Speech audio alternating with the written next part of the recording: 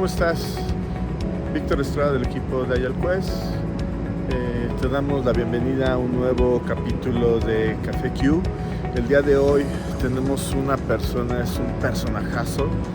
Ha vivido varias transformaciones dentro de BBVA México.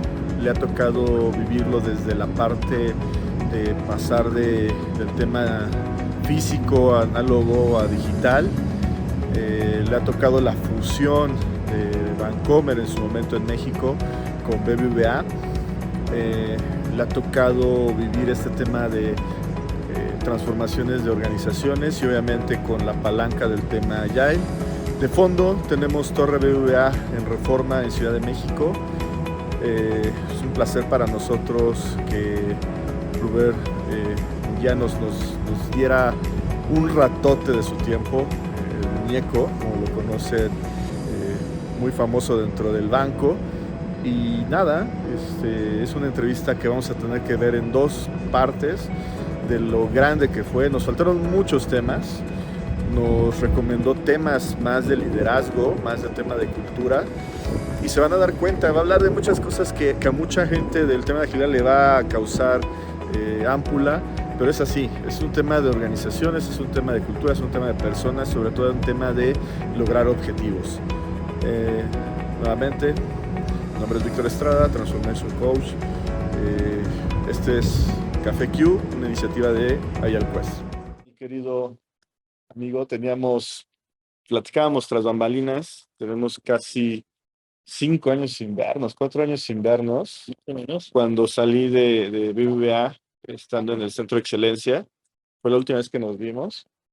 2 años antes de la pandemia, entonces ya pasamos 2 años antes de la pandemia y ahora la pospandemia. Bajo mundo lo conocemos como el muñeco, pero es Rubén. Muchísimas gracias, amigo, No, pues muchas gracias, al contrario. Platícanos un poco de Rubén, dónde trabaja, nada más para que conozcan su historia así de manera general, y luego nos vamos a ir a meter a unos temas que, híjole, nada que ver con el mundo actual. O sea, él lleva prácticamente 35 años trabajando en BBVA, en Bancomer. ¿Dónde más? Pues ahí inicié en Ahí Bancomer. inició, como era Bancomer, o sea, todo el mundo todavía traemos Bancomer. Ahí nos delatamos con el tema de las canas, claro, ¿no? O sea, todo el mundo decíamos Bancomer. Estaba en verde, luego Verde y pasó, amarillo. luego pasó a BBVA Bancomer y ahora es BBVA exclusivamente. Sí, estamos en vivo para que vieran desde nuestras oficinas en Ciudad de México y tuve 35 años en el banco. Cuéntanos eso, ¿cómo fue? Platícanos. Bueno, pues primeramente muchas gracias a todos desde aquí de México para el mundo.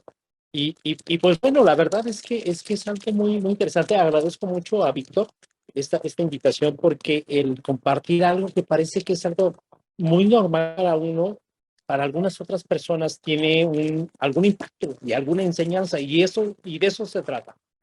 Y sobre todo hoy en día que sigo trabajando, para sorpresa de todos ustedes, sigo trabajando con un equipo de alto impacto, con proyectos que están transformando la forma de vida, inclusive del grupo BBVA.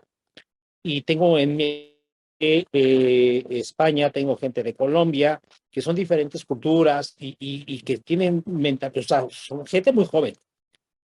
Entonces, el estar liderando proyectos de este alto calibre es una gran experiencia. Pero como decía Vic, oye, ¿y cómo inicia toda esta historia, no? Sí. ¿Qué estudió Rubén? Estudié contabilidad. Ok. O sea, estudié contabilidad, una carrera trunca, técnica, en donde la aspiración en aquel entonces, como dirían mis abuelos, en aquel entonces, lo que uno... Amigo, salud. Salud. Traemos nuestro café. Traemos café. En aquel entonces era cuando se ocupaba la carrera bancaria. O sea, no importaba qué carrera estudiabas de manera profesional, ¿no? Okay. Sino que era un tema más de tu carrera era bancaria, que dedica en el día a día y veías tú a los grandes banqueros, a los grandes directores, esos señores de portafolio, de traje y con canas, no como las mías, sino que usaban vaselina en aquel entonces, ¿no? Y eran unos señores banqueros, eran don, porque inclusive cuando yo entré en BVA el 5 de agosto de 1986, cuando el Mundial de Fútbol de México 86, justo en el Mundial, me llevé yo 3 meses para poder incorporarme a Vancomer en aquel entonces. Los señores directores eran personajes con vaselina o Wildrop, ¿no? Para los que a lo mejor algunos los conocen, para los que saben. Era Wildrop, era una crema para el cabello en aquel entonces que lo promocionaba Raúl Velasco. No, Raúl era un tenista. Era un tenista.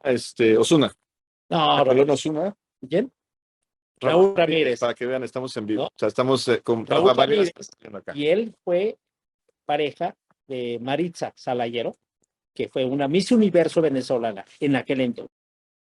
Entonces, estoy hablando del año de 1986, donde un señor banquero era una persona, o sea, elegante. Yo no sé si era rectamente, pero al menos visualmente te imponía. Eran don. Y ellos así hablaban. Mi subdirector divisional en aquel entonces decía, habla don Luis Tamayo.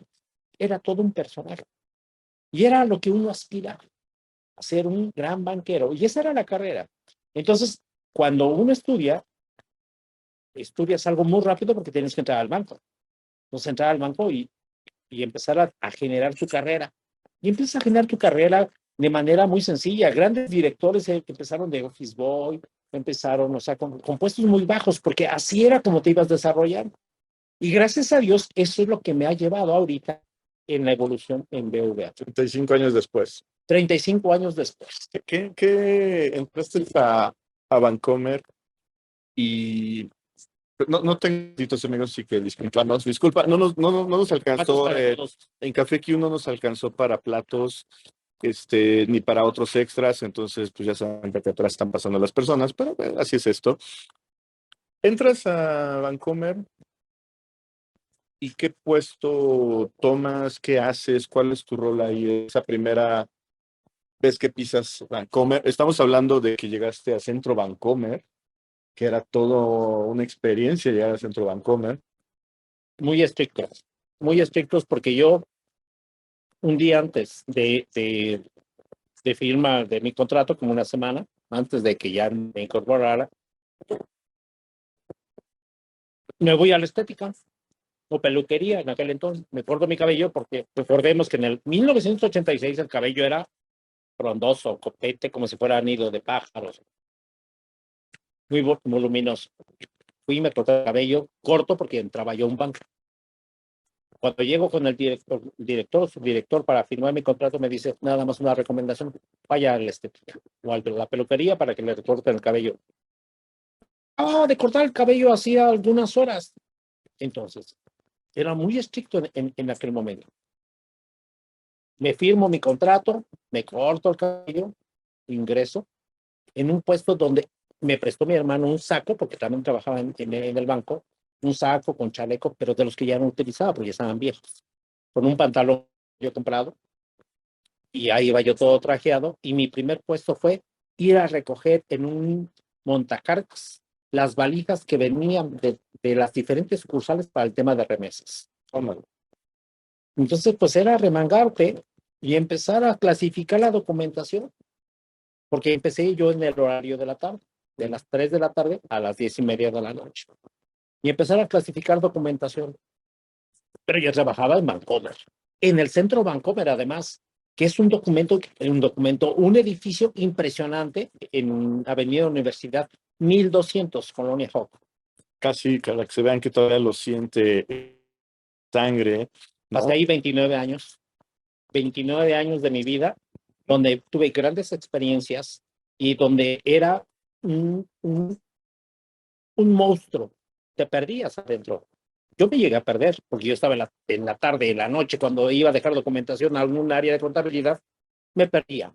Nada más para ubicar el Centro Vancomer, cuando a mí me tocó, y ya era un poco más laxo el tema, como tú decías, si ustedes han tenido la oportunidad de ver alguna película así en el que ingresan a la cárcel, te formaban te tenías que firmar, te revisaban, te volvían a formar, sonaba la chicharra y entraban unos y salían otros, o salían unos.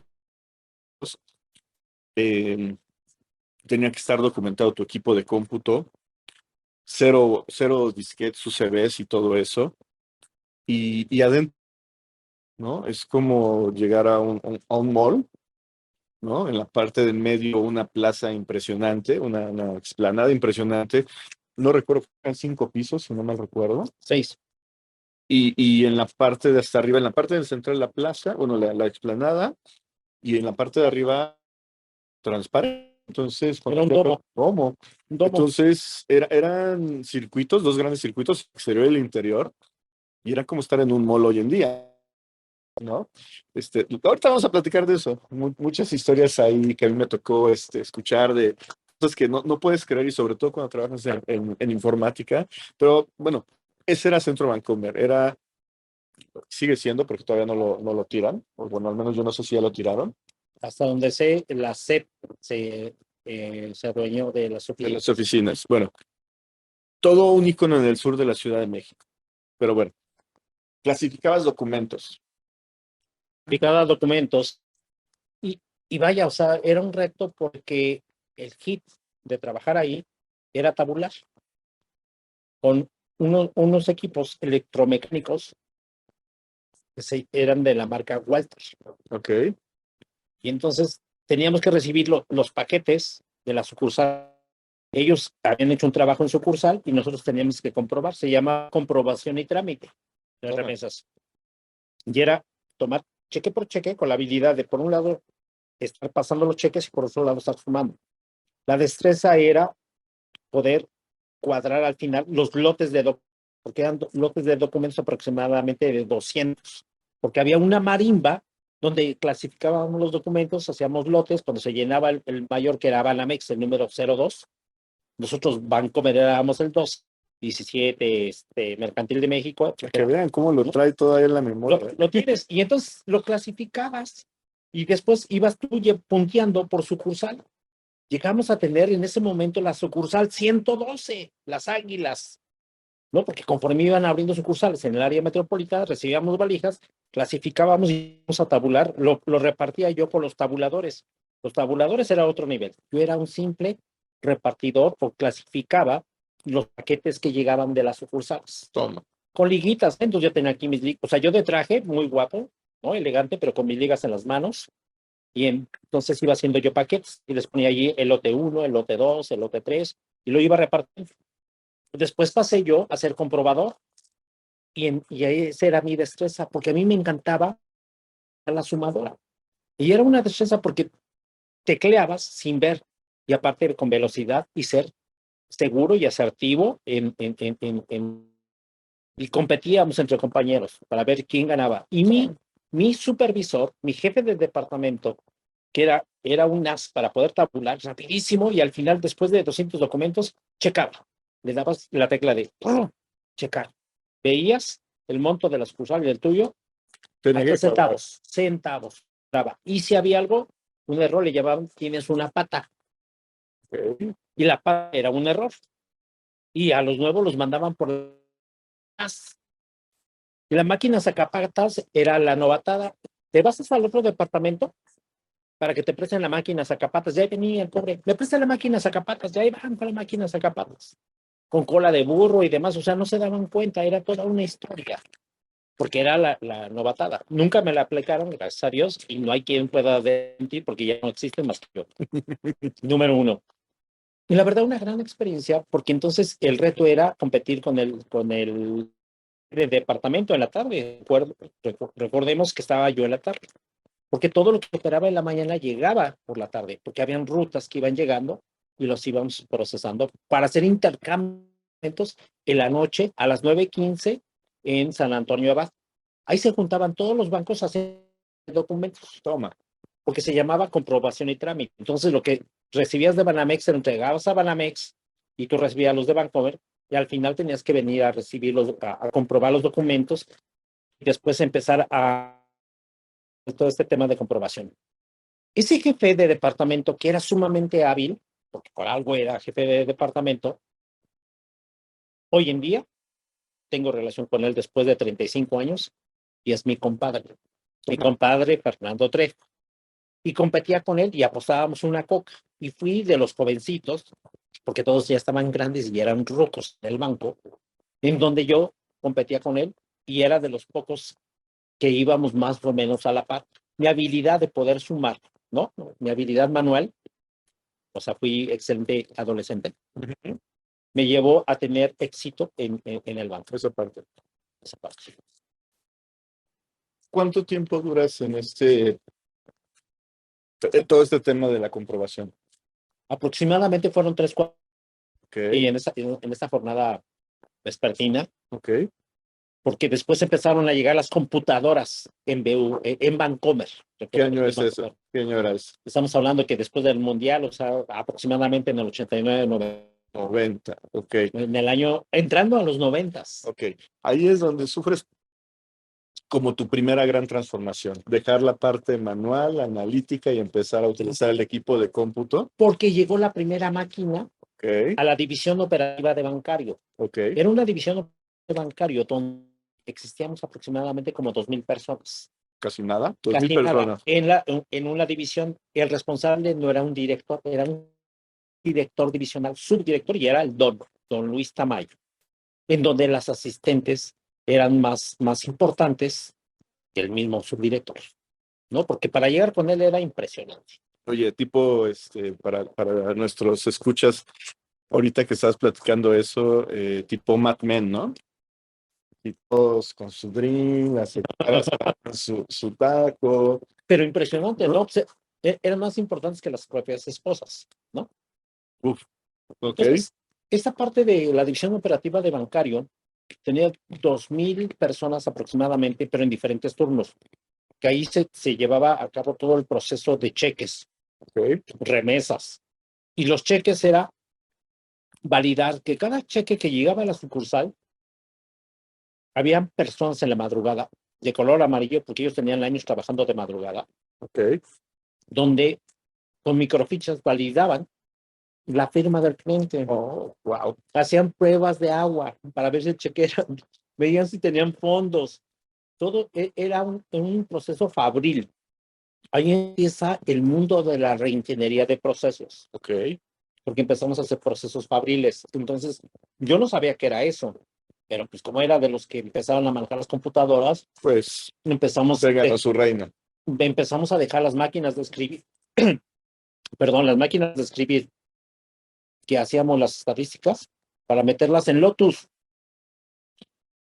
Para aquellos que nos están viendo Lotus 1, 2, 3, o sea, híjole, creo que no, deja, pienso. No, nada que tenga en su casa puede ser tan viejo como Lotus 1, 2, 3. A ver, para que tengan un poco de referencia, cuando empiezan a llegar las computadoras, que digo que llegó la primera computadora y que yo tenía un manualito que me pusieron, ¿no? A mano para que empezara yo a usarlo, y la verdad es que a mí me daba miedo, pero era de los chavos y de los que destacaban tabulando. Entonces, eso me dio el pase para empezar a usar la primera computadora en la división operativa de bancario, aproximadamente en 1989, con los monitores monocromáticos. Wow. Utilizábamos el floppy de 3 cuartos, cinco, cinco, cuartos, tres y un medio. cuarto, 5 1/4. Después ya llegó 3 1/2, Tres y que ya medio, era sí, ya era demasiado. Sí. Cuando llega esto, llegaron los paquetes. Entonces yo manejaba el sistema operativo de Drive, porque eran los Drive, ¿no? Entonces empezamos a manejar el Lotus 1, 2, 3, y empecé yo a desarrollarme en temas de macros, que si me preguntan ahorita en Excel, no lo sé manejar, pero en otros hacía yo menús muy importantes, automaticé áreas en Lotus 1, 2, 3, en español. ¿Cómo es que qué edad tenías cuando te sumas al tema de la parte de cómputo? Tendría, en ese entonces, yo entré a los 21, Tenía como 24, 25 años. Ya relatamos su edad, pero no pasa nada. Voy a cumplir, y para todos y los que quieran mandar felicitaciones, con mucho gusto, para el 16 de marzo cumplimos 57 años. Casi nada. 57 años. Entonces, en ese entonces yo tendría 24 años, ¿no? Era un chiquillo, un polluelo, cuando me empiezo yo a enfrentar con la nueva tecnología, que eran las computadoras, PCs, ¿no? Porque además les llamaban eran tontas, porque no estaban conectadas con nada más que con tu impresora, que era de puntos, ¿no? Empiezo a desarrollarme yo en los temas de Lotus, y por otro lado, en lugar de tener Word, teníamos Framework, una serie de ventanas, cantaba abrir y cerrar ventanas, porque era una maravilla eso en aquel entonces. Y la parte impresionante era, en lugar de tener ahora lo que llamamos el PowerPoint, teníamos freelance. Ya nos fuimos como 50 años en el pasado, pero sí, existía ese paquete, freelance. Ese era el que utilizábamos. Y la parte maravillosa es que hacíamos presentaciones, y para poder imprimir nos teníamos que ir a una unidad, decíamos, habían 6 pisos, un microcenter, que teníamos que sacar cita como 15 días antes para que nos prestaran un equipo que estaba en red, algo que le llamaban red. Íbamos e imprimíamos a color en plotos, que salía un pollo ahí, empezaba a picotear, pero además me veía sumamente elegante porque lo imprimía en acetato. O sea, casi nada. Casi nada en acetato, ¿no? Entonces salir en acetato y para ir a mis juntas, o sea, Sí. era, Sí. pero de manera impresionante, ¿no? Que cuando se fundía el foco, bueno, pues un foco, a ver de dónde lo trae, ¿no? Estamos hablando de la época que hacías el acetato y estaba la máquina, tenía un foco y proyectaba. Era tecnología de punta, ¿no? Estamos hablando de los 90. De los 90. A mí me tocó esa parte.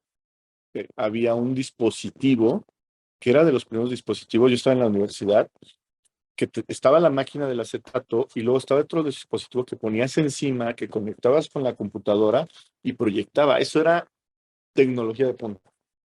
Porque con los acetatos era agarrar y poner un acetato y luego el otro y lo ibas cambiando. Esa era la forma en que teníamos la parte de proyectar, ¿no? Era una hoja de plástico que tenía las imágenes y las proyectaba, ¿no? Entonces, eso lo hacemos en microcentro. Toma. Y recuerdo en una ocasión, vean nada más, ahora lo que es muy común, en aquel entonces, que no podíamos ir al microcentro porque estaba en cuarentena. Caramba. No, ahorita nuestra cuarentena ya es de 2 años, ¿no? O sea, porque tenemos un virus y ya todos estamos muy enterados de qué pasa con el COVID y todas las variantes. Todo muy normal en el mundo. En aquel entonces entraron en cuarentena porque tenían un virus, las computadoras. Ok. Yo no me cabía en la cabeza. ¿Cómo podía tratar a un virus? Exactamente, porque además salía una imagen en la computadora que salía un bicho raro que, ¿no? Y te decía que tenía un virus, porque era muy fácil estar copiando los programas de Lotus, de Freelance o de Framework, estarlos copiando con un disco y estar bajando. O sea, la piratería llegó impresionante. Nos invadimos de piratería. Una ocasión nos iban a una auditoría. El gobierno iba a llegar a hacer auditoría a Bancomer. Me tocó organizar dentro de mi división operativa de bancario toda una estrategia para desinstalar todos estos materiales, pero evidentemente le íbamos a impactar a todos los procesos. Porque fue impresionante el temor de que nos iban a sancionar, porque estábamos con piratería. Sí. Utilizábamos disquete. Y aparte, pues, la contaminación era impresionante. Todos nos contaminamos. Todas las máquinas contaminaron. Las pocas que había en aquel entonces, por supuesto. Pero déjenme también hacer la reflexión de que si la computadora, que era un tema novedoso, algo que era recurrente, que era el teléfono, existía una sola extensión. El físico, el análogo. Así ya está, clasificado. Oye, ¿qué tan avanzado para ese momento estaba el banco con este tema de la... que era Con respecto al mercado mexicano, ya ni siquiera al sistema financiero mexicano, ¿qué tan avanzados estaban con equipo de compra? Eh, eh, había una parte en el sótano, Ujú. como un cuarto En la bóveda. oscuro, misterioso, que era el CPD. No sé qué era el CPD, ahora sí sé qué es lo que es el CPD, y hay toda una unidad de primer mundo allá por Atizapán, Así es. ¿no? No voy a dar la dirección, pero bueno. Pero en ese entonces existía algo por allá, arrumbado. Arrumbado. Como el cajón, o era La caja la negra, caja ¿no? negra, era el sótano, Sí, sí, ahí. claro, porque además era frío, ¿no? Entonces era así como la morgue, ¿no? Porque era un lugar muy frío. En la división operativa de bancario, donde yo estoy platicando, existía un área aislada, con un piso falso, con mucho frío, en donde todos estos documentos que yo les comentaba, que cuando se recibían, se hacía lectura de ellos, los pasaban por una máquina como lectora, no sé de qué, pero era lectora, Ok. leían los documentos, los clasificaban y generaban cintas, una cinta para poder ir a hacer el intercambio, ¿no? De lo que yo les decía. Y esa cinta era una cosa de ese tamaño, así como los cassettes, quienes llegan a ubicar los cassettes todavía, porque eso es como que ya muy moderno, que ya no existe. Habían unas cintas de este tamaño con toda la lectura de los documentos. Por eso, si ubicamos un cheque, en la actualidad, tiene una banda magnética. Esa banda magnética hoy en día es muy importante porque con las lectoras que se hacen, toman la información y ahí tienen muchos datos. Otra parte. Eso es lo que se hacía en aquel entonces en ese pequeño CPD que teníamos en la División Operativa de Bancario. Se generaban las cintas y con esa cinta y con los documentos físicos, en la noche se iba a hacer el intercambio en la parte de la Ahí donde se juntaban los bancos. que juntaban los O bancos. sea, pasaron de llevar papeles, llevar cheques físicos, a llegar con tu cinta Ya ahora. cuando llevaba las dos cosas, ¿no? Ok, Ahora son intercambios electrónicos el día de hoy, claro. en donde sigue existiendo el banco porque cuando uno de ustedes tienen una cuenta en banco, presentan un cheque y le pagan a Vic una deuda millonaria como él normalmente le cobra sus cheques, recibe de Banamex, de Banorte, de cualquier banco, él va y lo deposita a su cuenta. Esos cheques al final de la tarde se mandan en centros de compensación. Ya. Oye, es lo que le llamamos hoy en día la compensación electrónica. La compensación electrónica, que tuve la oportunidad de trabajarlo y poder evolucionarlo, porque antes era la compensación tradicional. Y yo empecé a hacer la compensación electrónica, estuve en La Paz, estuve en Acapulco, estuve en Mexicali, y eran grandes experiencias porque fui a implementar la La compensación compensación. O sea, electrónica. estamos hablando, esto es súper interesante porque estamos hablando de un tema de transformación, literalmente de brincar a una primera versión en la parte tecnológica. Y esto suena hasta de historia, pero haberlo vivido de primera mano es, híjole, es impresionante. A mí me tocó, eh, cuando empecé en el tema de AutoCAD, entonces me tocó a la gente haciendo temas en los respiradores. Y esa migración, o sea, el respirador era una tabla, tenía los estilógrafos. Cuando hacías un plano, hacías el plano con el estilógrafo y el plano tenía tinta china. Entonces, si te fallaba, se chorreaba. Si se chorreaba, ya tenías casi. Oh, claro, a papel albanene, papel bond albanene. Si era una pequeña mancha, sacabas tu cúter y le rascabas Una poquito. navaja Gillette. Ah, claro.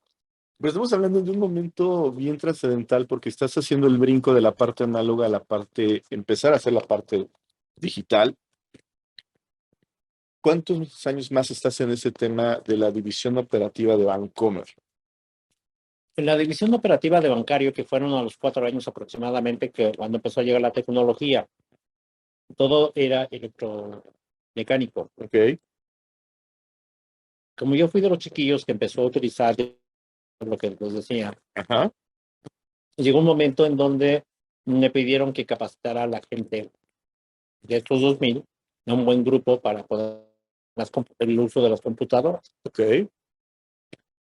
Para eso, pues yo tenía mis manuales que me habían dado y el subdirector de división, tú haz tu propio manual. Toma.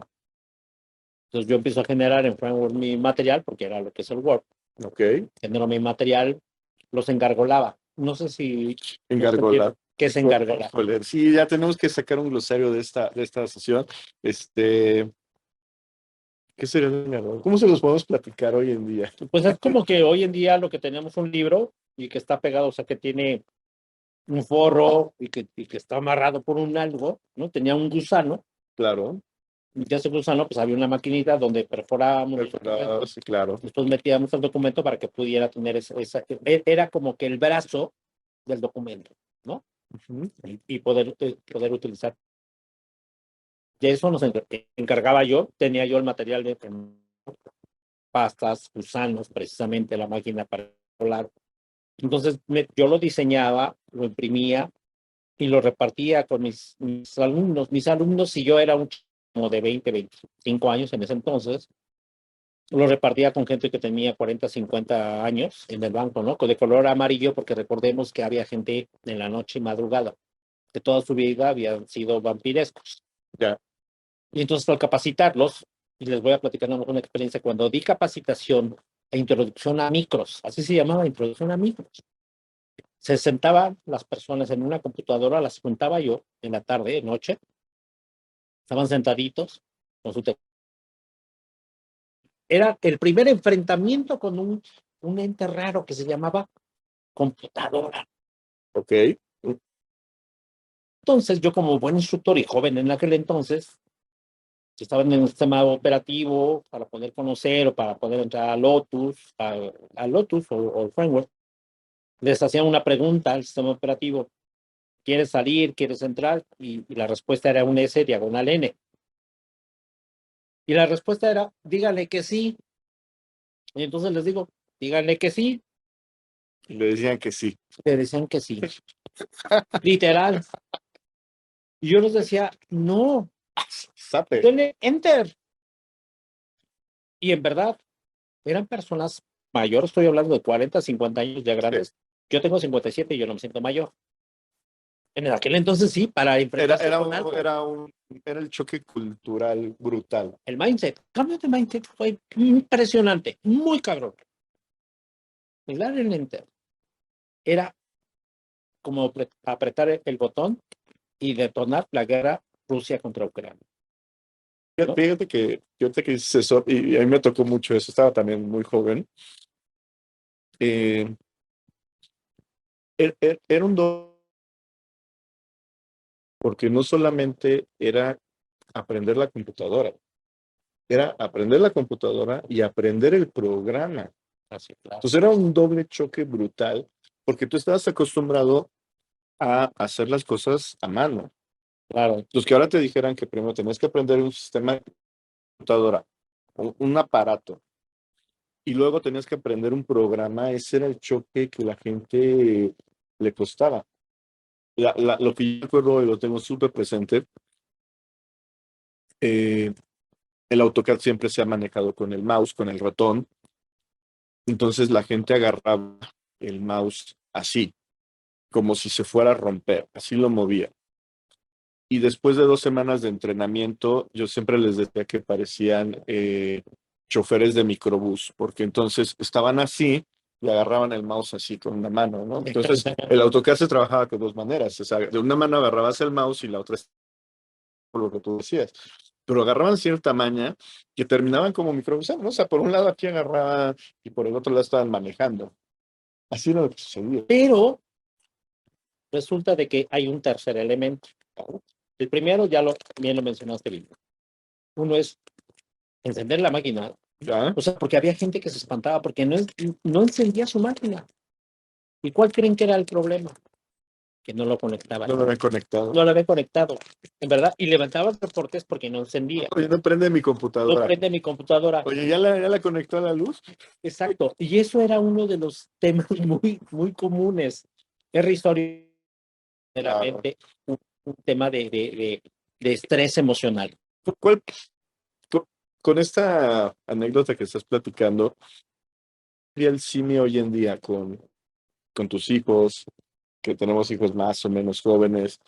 ¿Cuál pudieras decir que ahorita pudiera ser ese símil, ¿no? En aquel entonces no prendía la computadora porque no la habían conectado. ¿Hoy qué dirías que sería como el símil?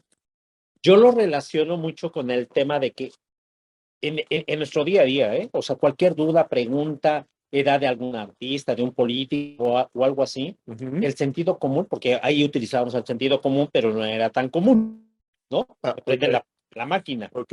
Y hoy en día nos hacemos preguntas de que, oye, ¿qué contiene cierto producto? ¿Qué edad tiene? ¿Quién es el presidente? O sea, tenemos un elemento que se llama el Internet, Ya. que es el Wikipedia, ¿no? Tú entras y le preguntas, es más, ni lo tecleas. O sea, prendes tu Internet y dices, ¿qué edad tiene Susi Vega? Y te lo dice, y además no te lo escribe, te lo dice.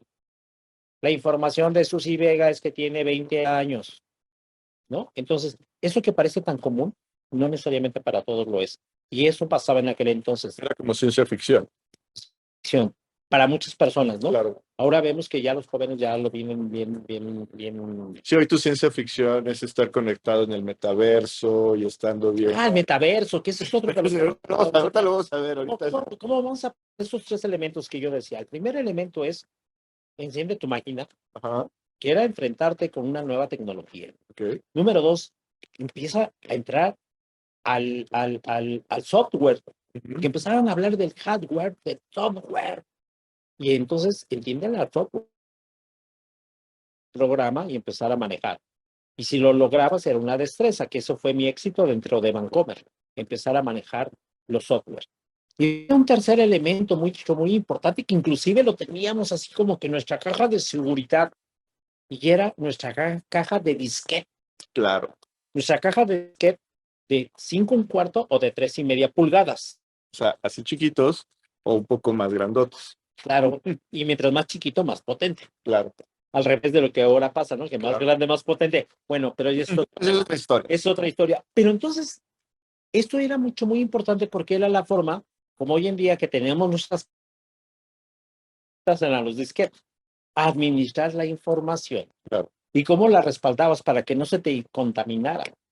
Y tenías aquí tu cajita para poder, y además tenías que etiquetar para que supieras de qué estadística, de qué mes estabas hablando. Eso era sumamente importante, si no, de lo contrario, pues simplemente las PCs, ¿no? Personal Computer, era el medio para poder explotar la información. Se dan cuenta que cómo ha cambiado. Por un lado, era todo un ritual, el conectar impresora, la computadora, todo esto que hemos platicado. Por otro lado, saber manejar qué paquetería tengo, pero la paquetería la tenías por un lado y la información por otro. Y hoy en día ya tenemos todo integrado, ¿no? Entonces, esa es la parte maravillosa. Y eso nos desarrolló inclusive las habilidades. Y aquí empieza todo el mundo de los skills. ¿Qué son los skills? Las competencias, ¿no? Hay gente que se quedó y se viene quedando todavía en el mundo. A ver, las competencias tienen que ver algo con las edades, no. Las respuestas no. Las competencias siempre están ahí. Y tienes que estar tú a la vanguardia. Y puedes tú estar manejando la nube, puedes estar manejando una presentación de PowerPoint, puedes estar manejando, o sea, tu celular, tu Uber, las aplicaciones, o sea, desde lo más simple que hoy en día aparece, hasta llegar al mundo, hoy o en otra sesión, metaverso, Metaverso. ¿no? 10 años después de entrar a Vancomer, ¿dónde estás? ¿Qué haces 10 años después? Estamos hablando que si entramos en 1986, estamos hablando en el 2006. Y si no me equivoco, No, 96. en el 96, Sí, entonces, todavía no terminamos de tomar y ya le hacen efecto bueno, pero ya me quería ir hasta el 2006. 96. 10 años después empezamos con el mundo, todavía no empezaba, pero ya empezaba a hablarse. Fíjense que hay algo muy interesante. Entrar al banco te daba estabilidad, porque esa Ok, es tu carrera bancaria. ok. Y toda la vida en el tranquilidad y esperar que los años pasaran para ir ascendiendo. Ese era La carrera la bancaria. carrera. Ujú. pero de repente era el mundo de la reingeniería de procesos. Ok. Y llegó, y en esos años llegó la reingeniería de procesos como un proyecto. Me eligieron a mí porque manejaba la computadora, ¿no? Ok. Pero eso fue lo que me dio mi pase para entrar a eso que le llamaban reingeniería de procesos. Ok. Y llegó una consultoría, Alexander Proudfoot. Ok. Alexander Proudfoot, su objetivo era cortar cabezas. Así los tenían identificados en ese entonces. Ok. Y empezó a hacer levantamientos de información. Empezamos a hablar de los brown paper. ¿Y qué Ujú. eran los brown paper? Vic hace un momento decía que había una explanada enorme. Hacíamos diagramas de flujo, pero a nivel de papel de estraza, enormes. O sea, Enormes. una acción era de este tamaño y la documentábamos y estábamos en el piso documentándolo.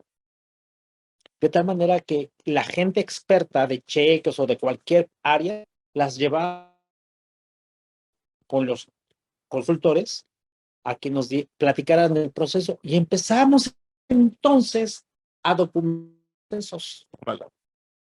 Pero eran procesos en donde los hacíamos en el brown paper, que eran unos rollos verdaderamente como si fuéramos a las tiendas esas de parisina, que están las telas, los rollos, pero era de papel. Los desarrollábamos y empezamos a pintar los flujos del proceso. Y después nos íbamos al auditorio y se ponían en todo el frente, se ponía el proceso. Y entonces íbamos con los consultores y directores a analizar el proceso. Entonces, tómalo. Y eso le llevábamos vivir el proceso, meterte al proceso, Toma. ¿no? Entonces era una experiencia impresionante porque Conocías todo. conocías todo, pero la forma de diagramar no es como hoy en día que tenemos un montón desde lo más básico que es un PowerPoint, ¿no? Ujú. Empresas eh, muy potentes como BVA, que la dentro de lo que es ARIS, ¿no? Que es nuestra herramienta global Ujú. en todo lo que lleva ARIS.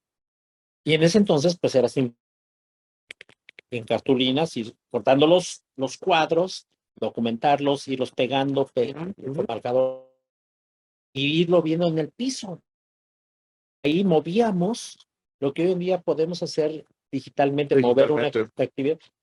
Era Manual. manualmente, Ujú. quitábamos y acomodábamos y veíamos los retrabajos, los desperdicios. La consultoría nos empezó a iluminar porque empezamos a medir cuánto tiempo te tardas en la llamada, en ir al baño y poder transparentar Claro. un proceso, porque éramos áreas operativas, Híjole. cuánto le invertíamos verdaderamente al proceso. Me dices eso súper.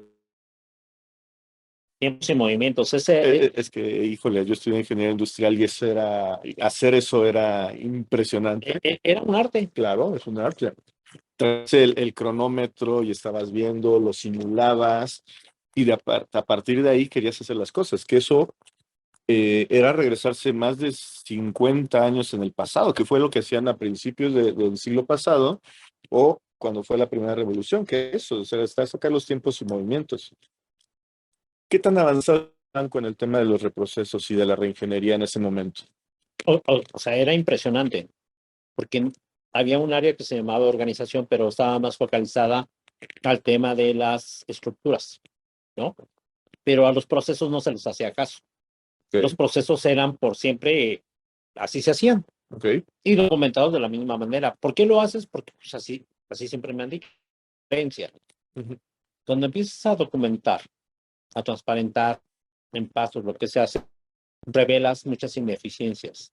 Toma. Y esa fue la primera impresión para los directores.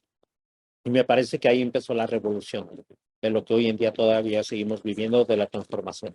1996, 1900. ¿Cuánto duraste en esos temas de reingeniería? Hasta la fecha. Ok. Hasta la fecha. Y siempre ha ido cambiando, porque antes llegó como un proyecto Ok. para poder identificar esto que es como si los españoles llegan y nos empiezan a abrir los ojos, ¿no? Casi nada. Casi Ok. nada. Pero conforme pasa el tiempo, nos convertimos ya como parte de nuestro día a día, ya lo tenemos en un ADN. Y las personas que nos dedicamos lo tenemos tatuado, Ya. ¿no? Porque eso es un proceso para mí, para todos, es desde que te levantas y te preparas para ir a trabajar, cada vez lo haces más eficiente. Claro. Yo hoy tenía una cita con mi amigo Vic y tenía que llegar a cierta hora, entonces, ¿qué tengo que hacer? ¿Qué proceso tengo que desarrollar? ¿Qué elementos necesito para poder llegar al objetivo? Eso es parte fundamental Del proceso. del proceso. Vamos a dar un poco otro salto de otros 5 años. Llegas al año 2000 y en el año 2000, ¿ahí qué pasa? Bueno, pues ahí viene un tema muy retador, porque ya nos brincamos en el tema del cambio de la moneda, ¿no? Que le quitamos ceros. Ok, ya brincamos la moneda. Y Ajá. eso fue todo un tema. Todo fue un tema, porque entonces teníamos que uno de los elementos para el banco era que tenía que ser nuevos pesos, NS, ¿no? Entonces se tenía que validar todo eso, los procesos se cambiaron a que finalmente ya no era 1 millón, sino que era 100,000 o mil pesos, ¿no? Que le quitamos monedas. Y me tocó ser, gracias a Dios, para mí, pues fue algo histórico participar en la capacitación a la gente de toda esta unidad de check, mesas. Y yo daba capacitación en la mañana, tarde y madrugada a la gente de cómo tenía que operarse, ¿no? Ajá. Entonces, porque yo era sigo siendo chavo, ¿eh? Claro. Entonces, cómo se tenía que operar, qué tenían que revisar, o sea, para esto pues ya había recibido toda la instrucción. Cuando llega el año 2000, ¿qué es lo que dice Vic? Pues es un cambio impresionante, porque dicen que se iba a acabar el mundo. Claro, Entonces, era todo un tema. pero aparte, el temor de que los sistemas iban A colapsar. a colapsar. En el año 2000, uno de los grandes temas, bueno, en el 99, 98 y hacia el 2000,